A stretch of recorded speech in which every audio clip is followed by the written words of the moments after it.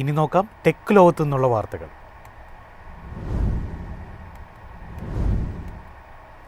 ഇന്ത്യയിലുടനീളം SIM സേവനം ആരംഭിച്ച് BSNLും Tata കമ്മ്യൂണിക്കേഷൻസും 2G, 3G, 4G സേവനങ്ങൾ BSNLിൻ്റെ സിമ്മുകളിൽ ലഭ്യമാകും.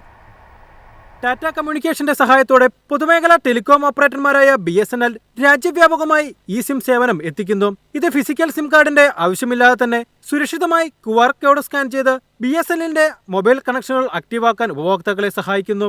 ടാറ്റ കമ്മ്യൂണിക്കേഷന്റെ GSMI അംഗീകൃത സബ്സ്ക്രിപ്ഷൻ മാനേജ്മെന്റ് പ്ലാറ്റ്ഫോമായ മൂവാണ് സിം സേവനങ്ങൾ നൽകുന്നത്. Tata communication collaboration service private limited വഴിയാണ് ഇത് വിതരണം ചെയ്യുന്നത്.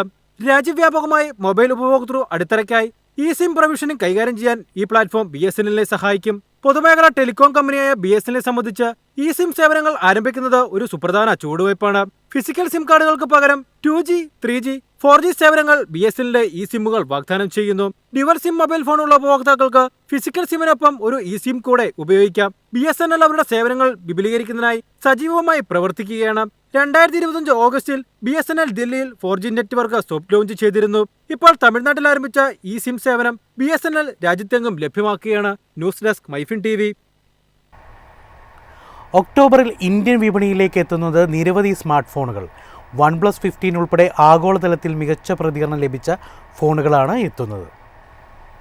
2025 ഒക്ടോബർ മാസത്തിൽ പ്രമുഖ സ്മാർട്ട് ഫോൺ നിർമ്മാതാക്കൾ പുതിയ സാങ്കേതികവിദ്യകളും ഫീച്ചറുകളുമായി പുതുപുത്തൻ മോഡലുകൾ പുറത്തിറക്കാനിരിക്കുകയാണ്. Realme, Xiaomi, Vivo, IQ, OnePlus, Oppo, Motorola തുടങ്ങിയ കമ്പനികളാണ് തങ്ങളുടെ പുതിയ മോഡലുകൾ ഒക്ടോബറിൽ പുറത്തിറക്കുന്നത്. Realme GT 8 Pro, Xiaomi 17, Vivo V16e, IQ 15, OnePlus 15, Oppo find X9 series, Motorola edge 16 Neo എന്നിവയാണ് ഈ മാസത്തിലെ സ്മാർട്ട് ഫോൺ ലോഞ്ചുകൾ. ഇതിൽ ചിലത് ചൈനയിലും ആഗോള വിപണികളിലും ലഭ്യമായതിനു ശേഷമായിരിക്കും ഇന്ത്യയിൽ ലോഞ്ച് ചെയ്യുക. മറ്റുള്ളവ ഇന്ത്യയിൽ മാത്രമേ ലോഞ്ച് ചെയ്യൂ. ഒക്ടോബറിൽ റിയൽമി ഇന്ത്യൻ വിപണിയിലെ GT 8 Pro പുറത്തിറക്കാനുള്ള ഒരുക്കത്തിലാണ്. എന്നാൽ കമ്പനി ഇതുവരെ ലോഞ്ച് തീയതി വെളിപ്പെടുത്തിയിട്ടില്ല. വിവോ V16e ഒക്ടോബർ 7 ഇന്ത്യൻ വിപണിയിലെത്തും. ഓപ്പോ തങ്ങളുടെ find X9 series October 16 Indian വിപണിയിൽ എത്തിക്കുന്നത്. News desk MyFin TV. സെപ്റ്റംബറിൽ പാസഞ്ചർ വാഹന വിൽപ്പന കുത്തനെ ഉയർന്നു. GST കുറഞ്ഞതാണ് വിൽപ്പന ഉയരാൻ കാരണം.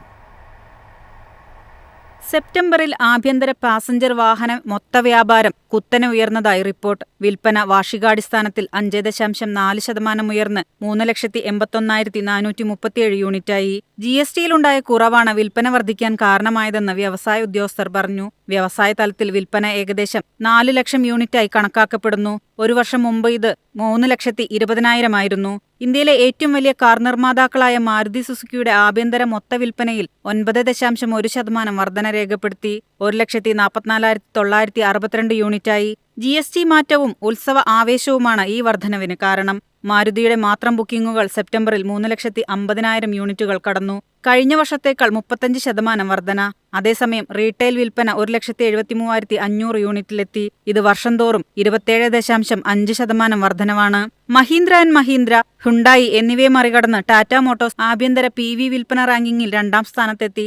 സെപ്റ്റംബറിലെ മൊത്ത വിൽപ്പന 59,667 യൂണിറ്റായിരുന്നു. കഴിഞ്ഞ വർഷത്തെ അപേക്ഷിച്ച് 45.3% വർധന. 10.1% വർധനയോടെ 56,233 യൂണിറ്റുകളുമായി M&M തൊട്ടു പിന്നിൽ. ഹുണ്ടായി 51,547 യൂണിറ്റുകളുമായി 4ാം സ്ഥാനത്തേക്ക് പിന്തള്ളപ്പെട്ടു. News desk MyFin TV.